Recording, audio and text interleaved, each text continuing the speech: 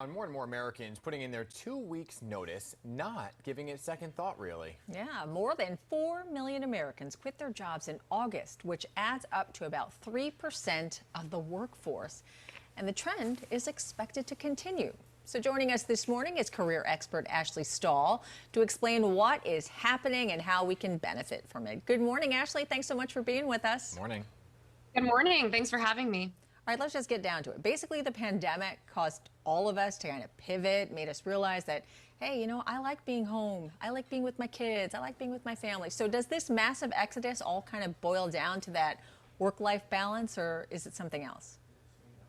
Yeah, having seen more quits than we've ever seen in 2 decades, it's really an interesting time, especially coupled with long-term joblessness, which is why it's so important that Americans are thinking about their finances during this time. Even companies over here like SoFi, we have complimentary access to career coaches, certified financial planners, and we're just doing everything we can to help people during such a stressful time. But it's really not just about work-life balance.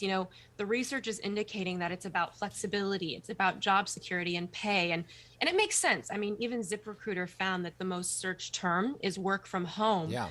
But the truth is, people are also rethinking their life as a whole. They're really wanting to be treated as a full person. They want to feel like what they're doing is doing well in the world, making an impact. And the corner office and the bigger paycheck isn't going to cut it anymore. They're still afraid of getting COVID in the office. That's another reason, I think, for the hesitation. And the average work day for the average American has exceeded more than 48 additional minutes, which means that they're taking on an additional part-time job. Well, it's so interesting, too, because I think what a lot of companies had to come face to face with was the fact that productivity didn't necessarily drop with all of these people working from home, right? And then the workers realized that I can do my job from here, and why do I got to sit in this awful commute? So they're demanding more flexibility, they're demanding better working conditions and support, right? Does that mean at this point in time that employees really have the upper hand? Yeah, absolutely. And I think that there's a lot that companies can do, and there's different root causes of burnout. But I've been seeing some really interesting action being taken by employers. One actual example is the Hershey. They blocked Monday morning and Friday afternoon off for focus work and insist that employees do not have meetings.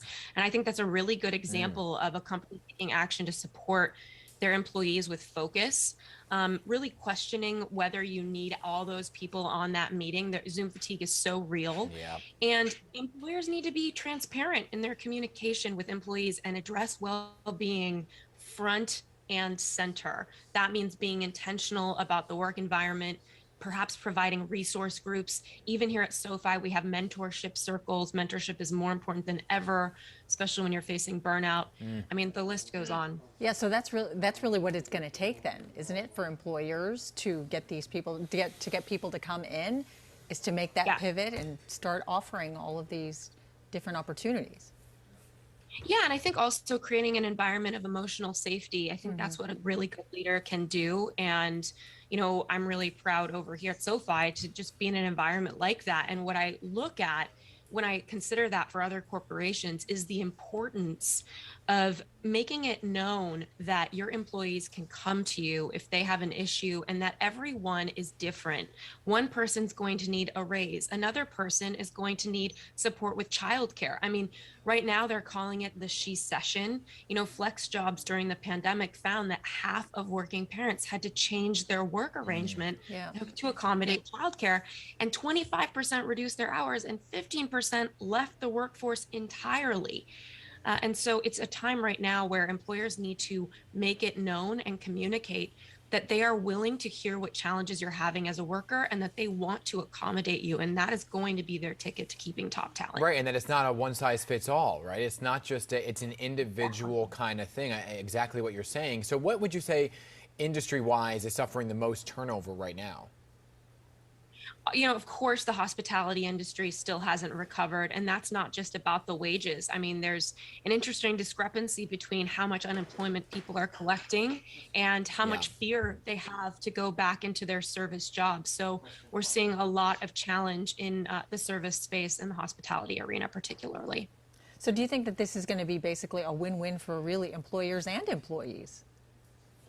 I think if employers can get with the times and really see this as an opportunity and not a loss, it's absolutely a win-win. I mean, granted, the amount of job openings that have presented themselves because they removed the location of the job, the pool is more competitive than ever, and applicant tracking systems are overwhelmed the software to screen candidates.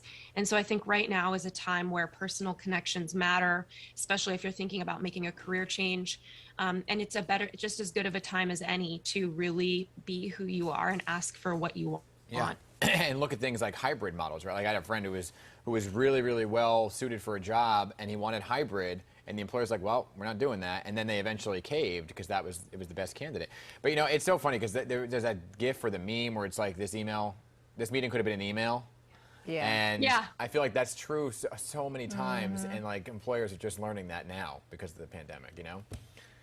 100%, 100%. And you know what? Also, the millennial generation paved the path for polywork. I mean, originally they were doing it to keep the lights on because they came out of the recession, but Gen Z is coming out of the pandemic, and it marked this generation in a very different way. Right. And for that reason, we are seeing them open to polywork, but not just to keep the lights on and pay the bills, but to express themselves and to have multiple options and to have flexibility. And we're going to keep seeing the rise of that. Plus, the amount of people who are quitting their jobs to start a business is larger than a third of Americans have quit their job to start their business. Wow. Ashley Stahl, thank you for breaking it all down for us this morning. I appreciate your time. Thanks for having me. All right.